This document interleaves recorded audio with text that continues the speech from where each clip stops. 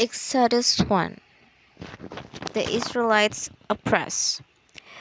These are the names of the sons of Israel who went to Egypt with Jacob, each with his family: Reuben, Simeon, Levi, and Judah; Issachar, Zebulun, and Benjamin; Dan and Naphtali; Gad and Asher.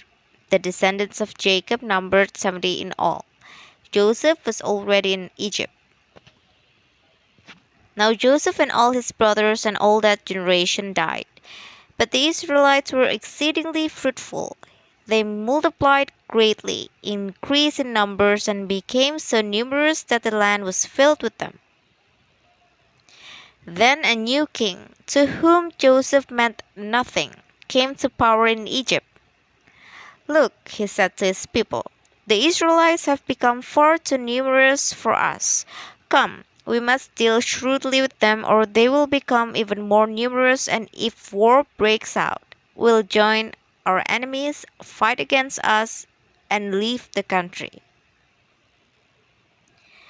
So they put slave masters over them to oppress them with forced labor, and they built Pithom and Ramesses as store cities for Pharaoh. But the more they were oppressed, the more they multiplied and spread. So the Egyptians came to dread the Israelites and worked them ruthlessly. They made their lives bitter with harsh labor in brick and mortar and with all kinds of work in the fields.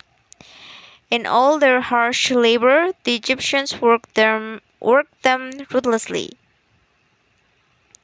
The king of Egypt said to the Hebrew midwives, whose names were Shiphrah and Puah, "When you are helping the Hebrew woman during childbirth on the delivery stool, if you see that the baby is a boy, kill him. But if it is a girl, let her live." The midwives, however, feared God and did not do what the king of Egypt had told them to do. They let the boys live. Then the king of Egypt summoned the midwives and asked them, "Why have you done this? Why have you let the boys live?" The midwives answered Pharaoh, "Hebrew women are not like Egyptian women. They are vigorous and give birth before the midwives arrive." So God was kind to the midwives, and the people increased and became even more numerous. And because the midwives feared God, he gave them families of their own. Then Pharaoh gave this order to all his people: "Every Hebrew boy that is born you must throw into the Nile, but let every girl live."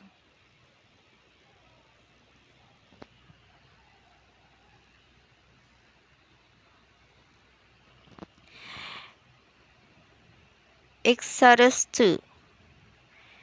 The birth of Moses.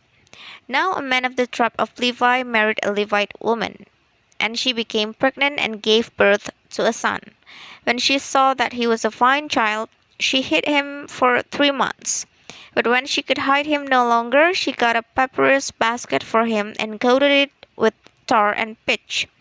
Then she placed the child in it, put it among the reeds along the bank of the Nile. His sister stood at a distance to see what would happen to him. Then Pharaoh's daughter went down to the Nile to bathe, and her attendants were walking along the river bank. She saw the basket among reeds and sent her female slaves to get it. She opened it and saw the baby. He was crying and she felt sorry for him. "This is one of the Hebrew babies," she said. Then his sister asked Pharaoh's daughter, "Shall I go and get one of the Hebrew women to nurse the baby for you?" "Yes, go," she answered. So the girl went and got the baby's mother. Pharaoh's daughter said to her, "Take this baby and nurse him for me, and I will pay you." So the woman took the baby and nursed him. When the child grew older, she took him to Pharaoh's daughter, and he became her son. She named him Moses, saying, "I drew him out of the water." Moses flees to Midian. One day, after Moses had grown up, he went out to where his own people were and watched them at their hard labor. He saw an Egyptian beating a Hebrew, one of his own people. Looking this way and that, and seeing no one, he killed the Egyptian and hid him in the sand. The next day he went out and saw two Hebrews fighting. He asked the one in the wrong, "Why are you hitting your fellow Hebrew?" The man said, "Who made you ruler and judge over us? Are you thinking of killing me as you killed the Egyptian?" Then Moses was afraid and thought, "What I did must have become known." When Pharaoh heard of this, he tried to kill Moses, but Moses fled from Pharaoh and went to live in Midian, where he sat down by a well. Now a priest of Midian had 7 daughters, and they came to draw water and fill the troughs to water their father's flock. Some shepherds came along and drove them away, but Moses got up and came to their rescue and watered their flock. When the girls returned to Reuel, their father, he asked them, "Why have you returned so early today?" They answered, "An Egyptian rescued us from the shepherds. He even drew water for us and watered the flock." "And where is he?" Reuel asked his daughters. "Why did you leave him? Invite him to have something to eat." Moses agreed to stay with the man, who gave his daughter Zipporah to Moses in marriage. Zipporah gave birth to a son, and Moses named him Gershom, saying, "I have become a foreigner in a foreign land." During that long period, the king of Egypt died. The Israelites groaned in their slavery and cried out, and their cry for help because of their slavery went up to God. God heard their groaning, and he remembered his covenant with Abraham, with Isaac, and with Jacob. So God looked on the Israelites and was concerned about them.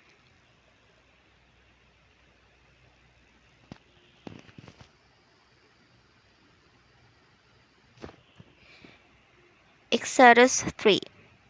Moses and the burning bush. Now Moses was tending the flock of Jethro, his father-in-law, the priest of Midian. And he led the flock to the far side of the wilderness and came to Horeb, the mountain of God. There the angel of the Lord appeared to him in flames of fire from within a bush. Moses saw that though the bush was on fire, it did not burn up. So Moses thought, "I will go over and see this strange sight, why the bush does not burn up." When the Lord saw that he had gone over to look, God called to him from within the bush, "Moses, Moses." And Moses said, "Here I am." "Do not come any closer," God said. "Take off your sandals, for the place where you are standing is holy ground." Then he said, "I am the God of your father, the God of Abraham, the God of Isaac, and the God of Jacob."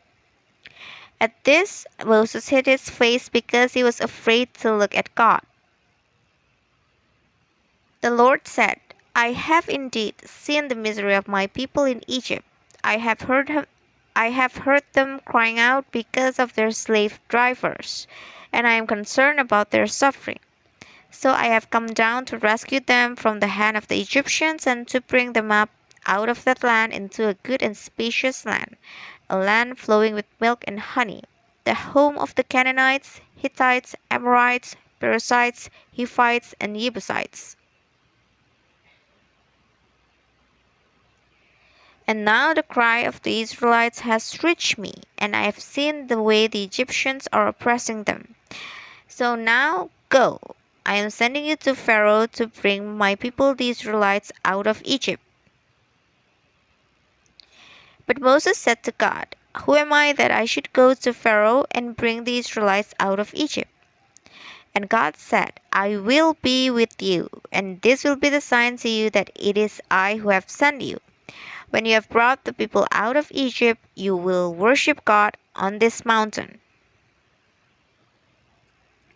Moses said to God, "Suppose I go to the Israelites and say to them, 'The God of your fathers has sent me to you,' and they ask me, 'What is his name?' Then what shall I tell them?" God said to Moses, "I am who I am. This is what you are to say to the Israelites: 'I am has sent me to you.'" God also said to Moses, "Say to the Israelites, 'The Lord, the God of your fathers, the God of Abraham, the God of Isaac, and the God of Jacob has sent me to you.'"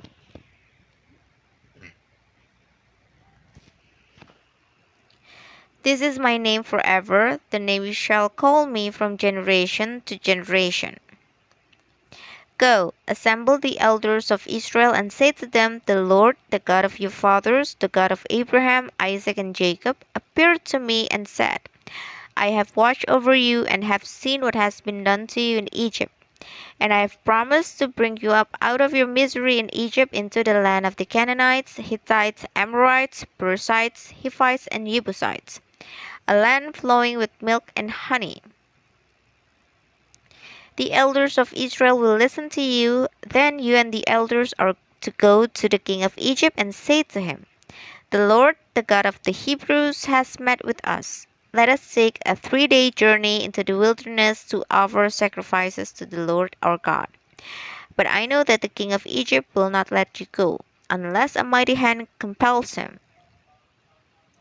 So I will stretch out my hand and strike the Egyptians with all the wonders that I will perform among them. After that he will let you go, and I will make the Egyptians favorably disposed toward this people, so that when you leave you will not go empty-handed. Every woman is to ask her neighbor and any women living in her house for articles of silver and gold and for clothing, which you will put on your sons and daughters. And so you will plunder the Egyptians."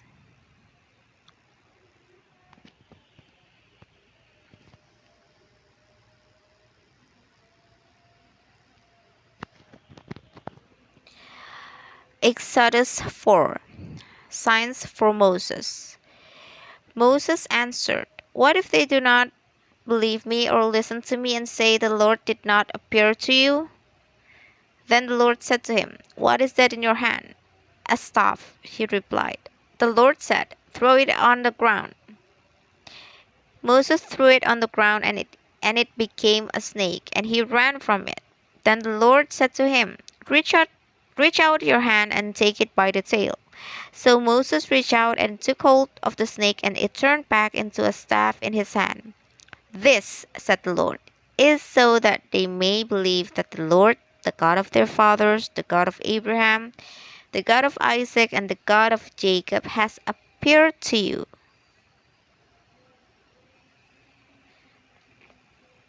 Then the Lord said, "Put your hand inside your cloak."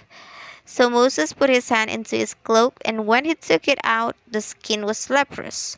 It had become as white as snow. "Now put it back into your cloak," he said. So Moses put his hand back into his cloak, and when he took it out, it was restored like the rest of his flesh.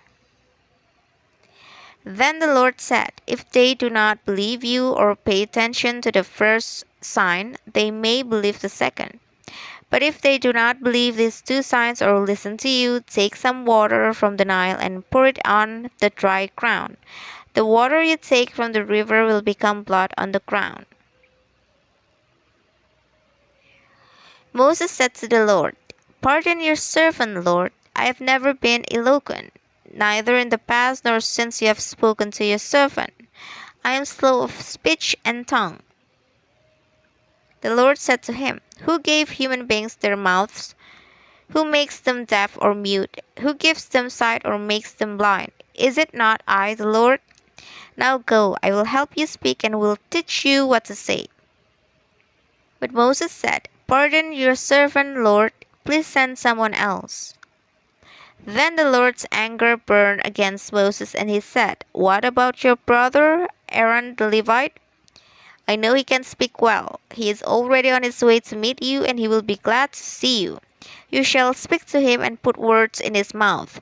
I will help both of you speak and will teach you what to do.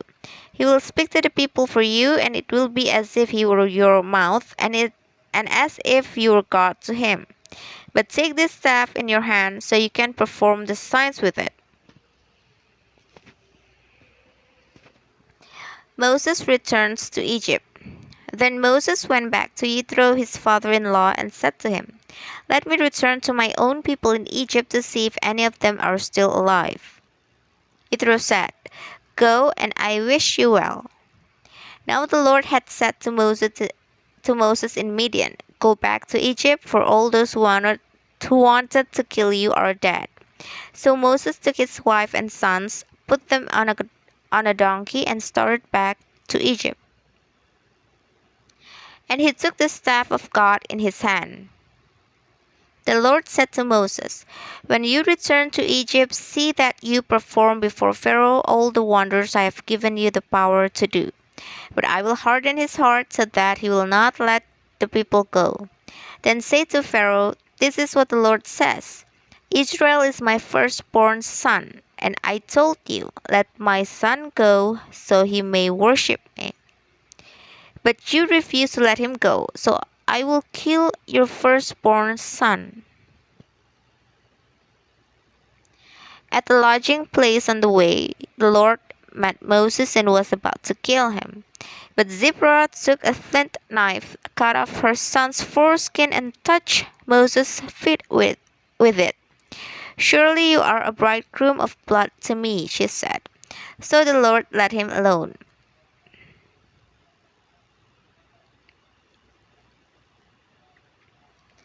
The Lord said to Aaron, "Go into the wilderness to meet Moses." So he met Moses at the mountain of God and kissed him.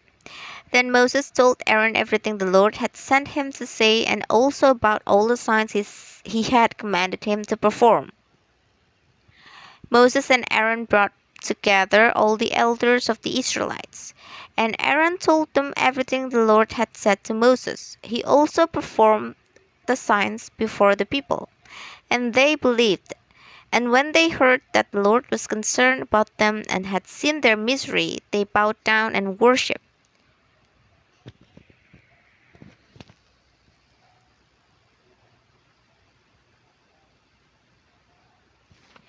Exodus 5. Bricks without straw.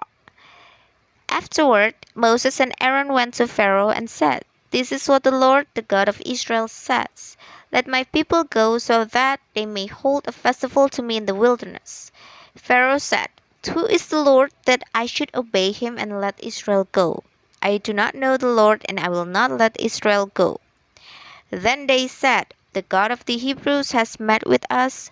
Now let us take a 3-day journey into the wilderness to offer sacrifices to the Lord, or our God, or he may strike us with plagues or with the sword." But the king of Egypt said, "Moses and Aaron, why are you taking the people away from their labor? Get back to your work."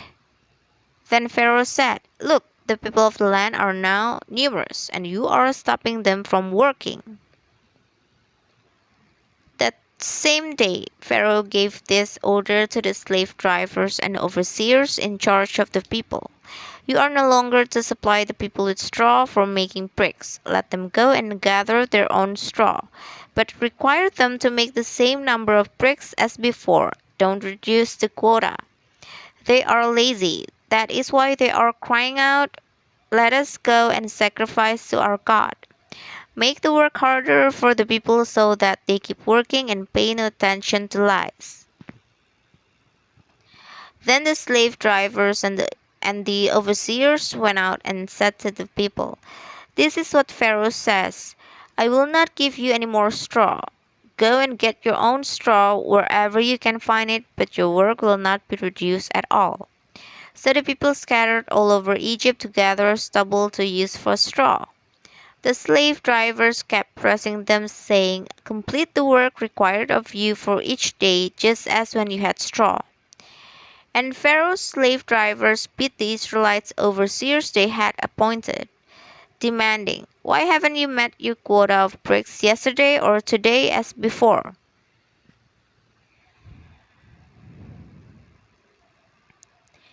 Then the Israelites overseers went and appealed to Pharaoh. Why have you treated your servants this way?